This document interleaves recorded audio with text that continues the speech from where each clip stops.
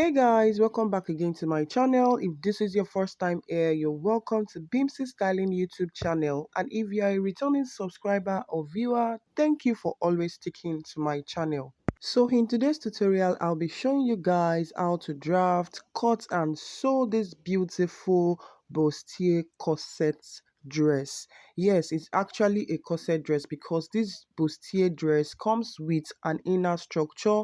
We have bonings used as the structure for this dress, hence it's a corset. So if this sounds like something you're interested in, keep watching and make sure you watch to the very end so you don't miss out on anything. And don't forget to give this video a thumbs up, leave a comment and also subscribe to my channel. Now let's get started. So here are the materials used for this particular dress, and right here on the table I have my wadding, and this wadding is actually the softest, and that is what I make use of whenever I'm making a bustier blouse or dress. And here is the stay. Also I have shiny face. The shiny face was used to line in the lace, and this is crepe fabric. So this crepe fabric is what I used on the bodies, that's the upper part of this dress. And finally we have the lace for the dress. So I also made use of boning. Yes, I made use of the readily bone to give structure to this bustier dress. So you get to see that and the sewing part of this tutorial. So right here on the table I have the pattern paper and I have my lines already marked out. So taking my measurement from the very tip, the first line I have there is the chest line. That's from the tip of the pattern paper to the first line is the chest line. We have the bust point, I have the under bust, and the half length for the front, that is the line after the under bust. Then I have the hip line, that is the edge of the paper on the other side, serves as the hip line, and about 2 inches above that line, or you take your measurement from the half length. Usually I take my measurement from the half length, I come down by 6 inches from the half length to get my corset blouse length. So this is what I labeled here, the blouse length. So this particular length depends on the client you are working for. So it could either range between 4 inches from the half length, 4 inches, 5 inches, or 6 inches from the half length. So the next thing I did was to take my shoulder measurement divided by 2, and that was taken at the top of the pattern paper and also on the chest line. So I'll connect the 2 points together now. For the shoulder slope, I came down by 1 inch, and right from the 1 inch mark and to the chest line, I divided that line into 2, and that I went ahead to mark that point, which serves as my mid armhole, and on that point I'll go in by half an inch. On the chest line, I also took my bust measurement divided by 4, and then I marked it. Now I'll connect the bust measurement on the chest line through to the mid armhole and also to my shoulder slope. I'll connect the 3 points together to mark my armhole for this pattern. Now I'll be taking the neck width, which is 3 inches. That is the basic neckline. So I'll mark my 3 inches, and then I'll get the straight ruler, connect that 3 inches, which is the neck width. I'll connect it to my shoulder slope with my ruler. So right now on the bust points line, I'll go ahead and take my bust span measurement divided by 2. The bust span, which is the same as the nipple to nipple measurement divided by 2, was what I marked there. And then I extended that same measurement to the hip line. And so I'll be connecting the 2 points together right from the hip through to the bust point. Now for the underbust tightening, towards the center front, I'll tighten the underbust by ½ inch. That is towards the center front, I'll tighten the underbust by ½ inch. So I'll go ahead to mark that. That's the ½ inch which I marked there. And now towards the side front, that is on the other side of the bust span line that we have there, I'll mark 1.5 inches. So I have a total of 2 inches for the underbust tightening, ½ inch towards the center front, and 1.5 inches towards the side front. And now I'll connect the 2 points with my straight ruler and also do the same on the other side of the pattern paper. So I'm connecting the side with the ½ inch. Now before connecting my underbust tightening to the bust point, I'll come down from the bust point by 0.75 inches and mark that point. And now with my curved ruler, I'll connect from the 0.75 inches to the underbust tightening which I have there. I'll do the same on the other side of the pattern. I'll connect from the underbust to the 0.75 inches mark which I came down from the bust point. Now, to get the overbust line, especially if you don't want it exposed, what you need to do is to take the measurements that you have from the bust point to the underbust. And in this case, I have 3.5. So from my bust point, I would also extend that 3.5 towards the chest line. That's I extended the 3.5 towards the chest line. So that is what I marked there. And so I would go ahead to rule that line like so to get my overbust line. So this line is going to serve as the overbust for this bustier dress. So another method you can use to determine your overbust line is from the shoulder line, come down from the shoulder line about 6.5 or maximum 7 inches. So with this you have your bust area covered, but if you want your bust area exposed, then you go beyond 7 inches.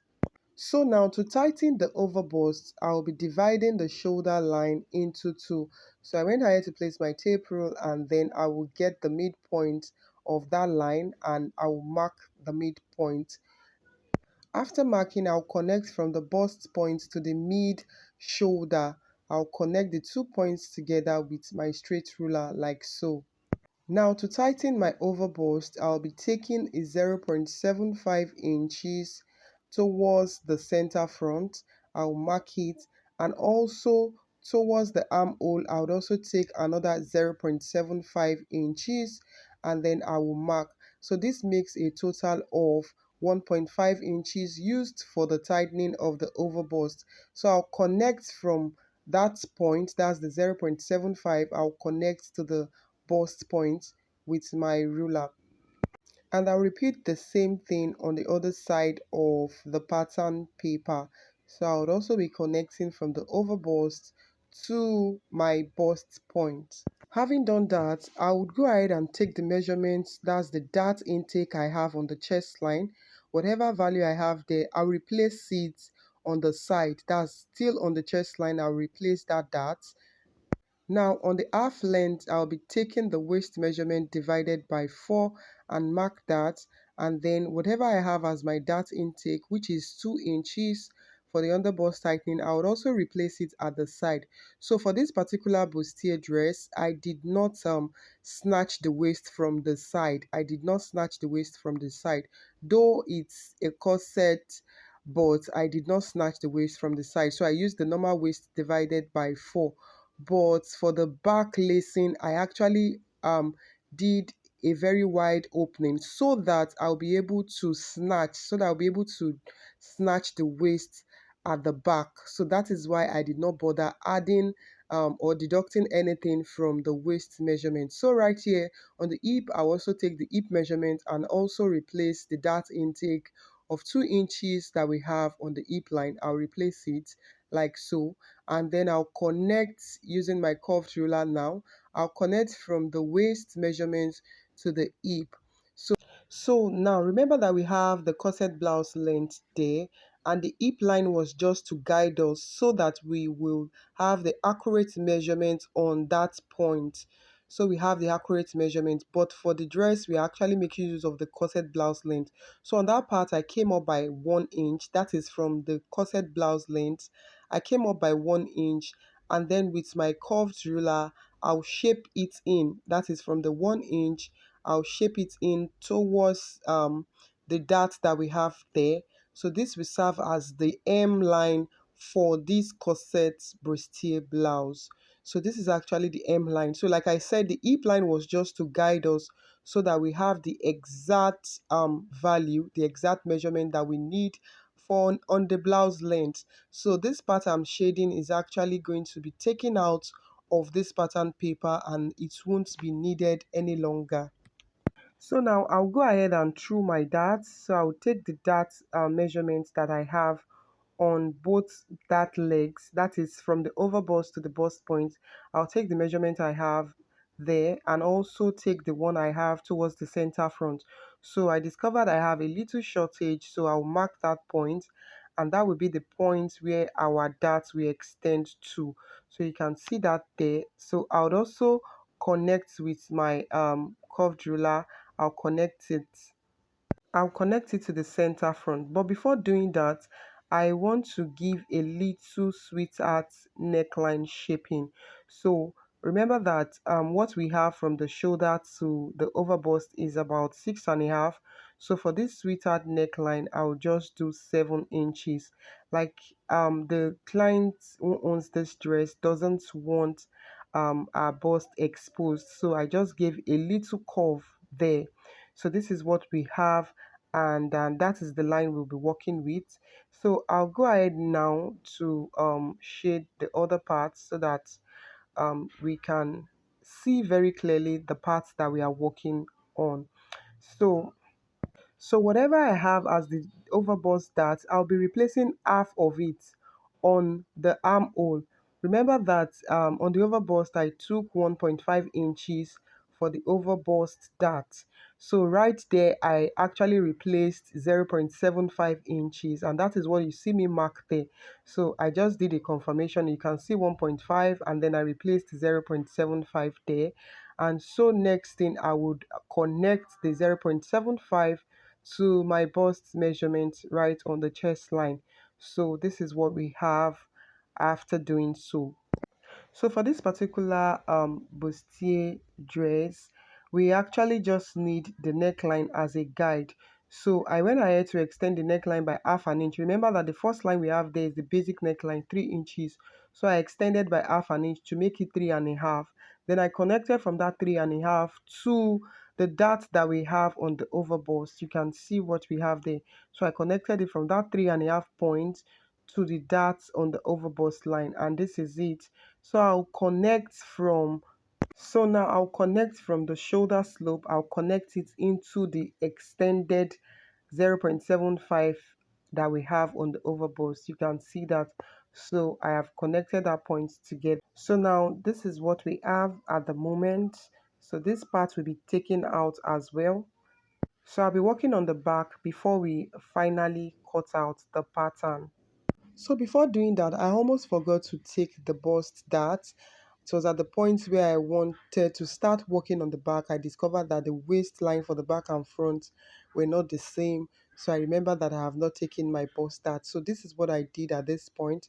I took the bust dart on the front pattern. Now the bust dart is just the difference between the front and the back waistline. That is the half length from the front and the back.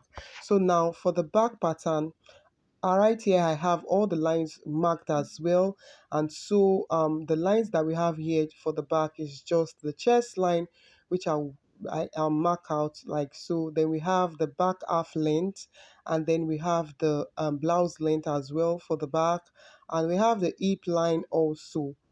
So right now I would take the shoulder measurement, that is the shoulder divided by 2. I'll take that measurement on the chest line and also at the top of my pattern paper. So the shoulder I'm working with is 15 inches rather. So I marked 7.5 for the shoulder divided by 2, both on the chest line and also on the tip of my pattern paper. And then I'll connect the 2 points together just with my straight ruler. For the back shoulder slope as well, I came down from the top of the pattern paper by 1 inch, and from that point I'll also be dividing the line into 2 to determine my mid armhole, and then I'll mark it. From that point also, I came in by half an inch to get that shaping for the armhole, and also on the chest line I took my bust measurement divided by 4, and then I marked it just the same way we did for the front. So I'll connect all the 3 points together from the chest line to the mid armhole and also to my shoulder slope. For the neck width, I'll mark the 3 inches, which is the basic neckline, and then I'll be connecting the 3 inches mark to my shoulder slope with my straight ruler. After doing this, I'll go ahead to alter the neckline. Remember that for the front, I made use of 3.5 inches for the width. So same thing will be applicable here. I'll be using 3.5 for the neck width. So this is what I marked at this point, and then I connected it to the shoulder slope. Now for the half length on the back, I'll be taking the waist measurement divided by 4. and then I'll mark it. So remember that I said I did not snatch the waist. That was when we were working on the front pattern. So for this particular bustier-corset top, I did not snatch the waist. And that is because I chose to give my back lacing, I chose to make it wider. So on the hip line now, I'll take the hip measurement divided by 4. I am sure that by now, if you are familiar with my corset pattern drafting, you would know that usually for the back, I don't add up any darts. I don't add up any dart allowance to my back pattern. And so this is the same thing that is applicable here. On this particular bustier dress which I made, I did not add any dart allowance for the back. So I came up from the blouse length by 1 inch, the same way I did for the front, and then I'll connect from that 1 inch, I'll connect it into the corset blouse length, and this is exactly what I did here. So like I said, for this back pattern, it is actually dartless. That is one thing you should note. And another thing you should note is that I did not snatch the waist. So you can take note of these two things. Now, from the 1 inch which I came up on the blouse length, I further extended that line by 0.75, and so I would extend it outward now with my curved ruler by that is 0.75. So the reason for doing this is whenever you are lacing your corset, usually you tighten the tummy, you tighten the waist, and then you have this excess fold towards coming downward towards the hip area.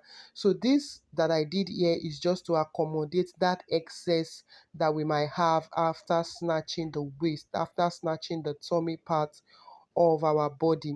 So I further went ahead to do the same thing on the front pattern. I extended that line by 0.75, and with my curved ruler I actually blended it into that line, and from my waistline I connected it back to the 0.75 extension which I have on this pattern. I hope you understand what I did here and the reason why I did this. Now to the back pattern that we are working on.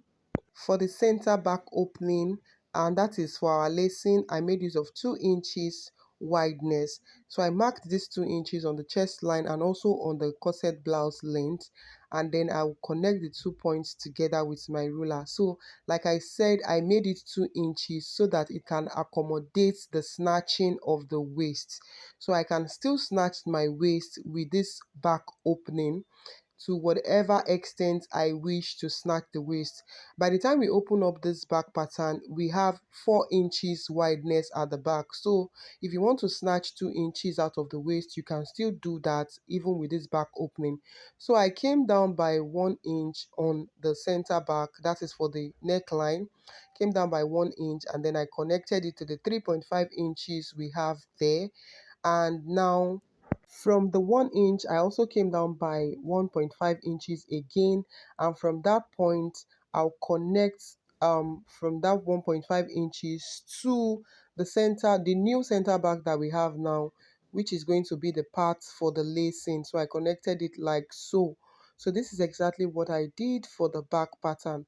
Now to avoid gaping, I will take out half inch from that point. I will take out half inch, and then I'll connect that half inch to the chest line. I'll connect it like a dart. Yeah, I'll connect it like so to the chest line, and so I'll be taking out this part from this back pattern. So we won't be making use of that particular part.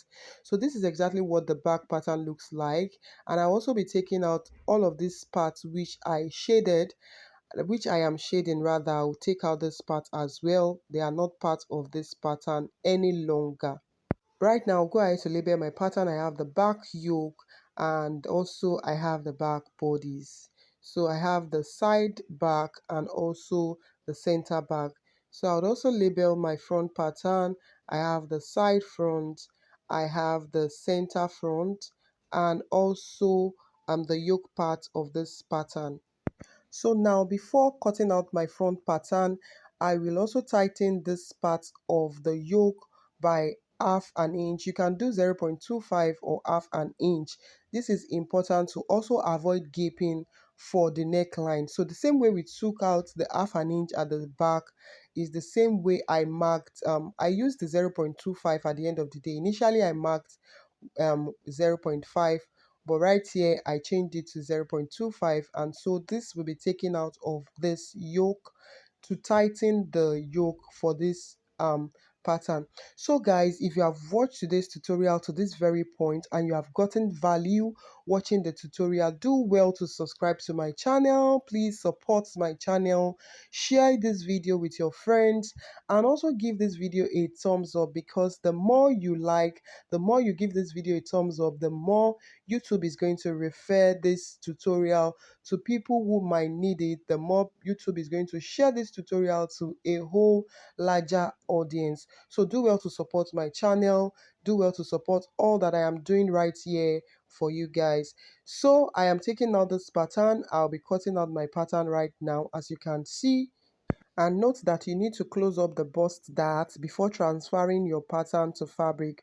So I had to do this also on camera so that I don't have questions like, did you not close the bust dart before transferring to your fabric? So this is exactly what I did here. I closed the bust dart and then I took out my patterns, like I cut out the parts that I needed for this particular pattern. So you can see what I am doing right there. So right here I am almost done cutting, and as you can see I am taking out this part that I said we used it to tighten the front yoke. So I just made sure I showed you guys this part, so you are to take out that part whenever you're making yours. So this is what we have for the front. I have gone ahead to cut out every piece of this pattern for my front. I'll repeat the same thing for the back pattern, and then I'll show you guys what we have. So this is also the back pattern. I've taken out the back opening, and this is the 0.5 inches to that we use to tighten the yoke parts of the back pattern. So I also took this part out. So this part is not needed any longer for this pattern. So this is what the back looks like. And I have every piece also for the front. And here is the front, which I have right here on the table. So right here you can see I have placed my patterns on my fabric, and I already interfaced my fabric with my ST before transferring my patterns to it. And for this pattern I added 0.5 inches all around my pattern. Every part of this pattern I added 0.5 inches to it. From the center front to the side front to the back pattern I added 0.5 inches. You can see what I have there after cutting out the center front part. So after transferring my pattern to fabric, this is what I have for the front. I also cut out the wording for the front, and what I did was to cut out two each. That is the wording. I cut one for the lining and one for the main fabric. And I also have here my back pattern. As you can see, I cut out the yoke for the back on my lace fabric, and this is exactly what we have here. And for the yoke I also added 0.5 inches all around. So here is the front. I've already gummed my wording to the lining and the main fabric. Like I said, I cut out two each, and I decided to show you guys I already interfaced or glued my wording to the lining and the main fabric. So this is what I'm showing you guys here. So I also cut out the front yoke on my lace fabric. On the lace fabric, I cut out the front yoke. That is it with me. So guys, the next tutorial here on my channel will be the sewing part of this Bustier-corset blouse that we just drafted and transferred to fabric. So guys, like I said, if you have gotten value in watching today's tutorial, give this video a massive thumbs up. Please share with your friends. I will see you all in my next tutorial. Bye.